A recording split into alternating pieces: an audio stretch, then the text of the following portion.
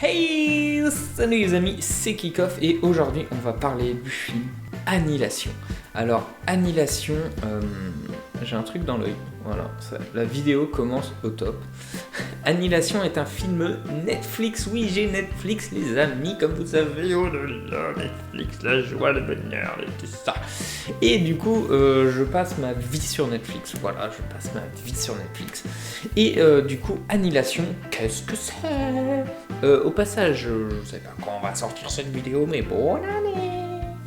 Donc, c'est une nana qui va rentrer dans ce qu'ils appellent une zone miroir.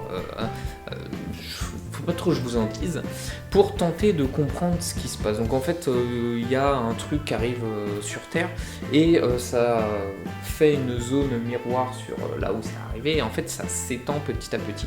Donc ils appellent ça la zone miroir, vous comprendrez en regardant le film. Et du coup, il y a une nana qui va rentrer dedans avec d'autres meufs pour essayer de comprendre ce qui se passe et sauver son mari et éventuellement la Terre entière. Oui. Du coup, waouh. Voilà, waouh. Ce film part d'un roman, mais il est bien différent. Voilà. Ceux qui ont lu le roman, ils vont pas trop s'y retrouver. Il est assez bien différent sur ce qui se passe et la fin.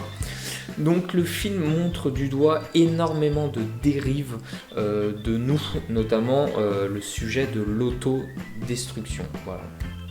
Car oui, effectivement, les humains...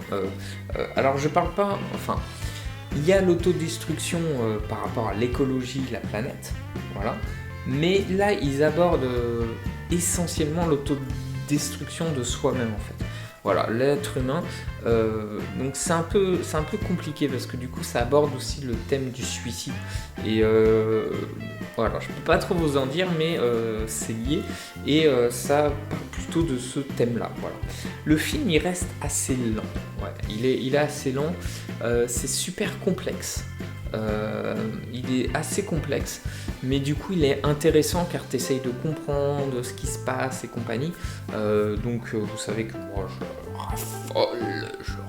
raffole. Visuellement la fin est belle. Pareil, tout ce qui est paysage et tout, il y a des beaux... Ça m'énerve cet œil. Je vais m'arracher mon œil parce qu'il m'énerve. Voilà. La fin est belle enfin, elle est belle, mais en même temps elle est chiante parce que du coup le film laisse un peu libre à l'interprétation, rien à voir.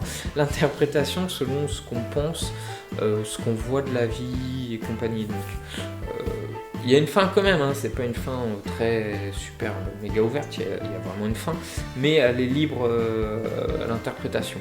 En gros, je résume, parce que c'est un peu compliqué. Si vous voulez un film pour pas réfléchir, ne regardez pas. Par contre, si vous voulez vous remettre en question, prendre du recul sur vos conneries, tout ça, regardez. Voilà. C'est un film sympa, voilà, sympa et voilà, il est ni bon ni mauvais. Okay. 2019, on arrête les blagues. Ouais, ok, on fait ça.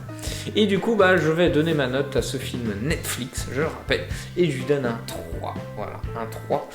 Je rappelle que c'est sur 5, parce que sinon on va dire ah, c'est nul, 3 sur 10, c'est pourri, puis 3 sur 20, c'est encore pire. Donc voilà, je donne un 3. Alors dites-moi les amis, si vous avez vu le film, ce que vous en avez pensé, donnez-moi votre note. N'hésitez pas à proposer des films, surtout maintenant que j'ai Netflix. Et puis likez, partagez, abonnez, voilà, toujours plus loin, toujours plus haut.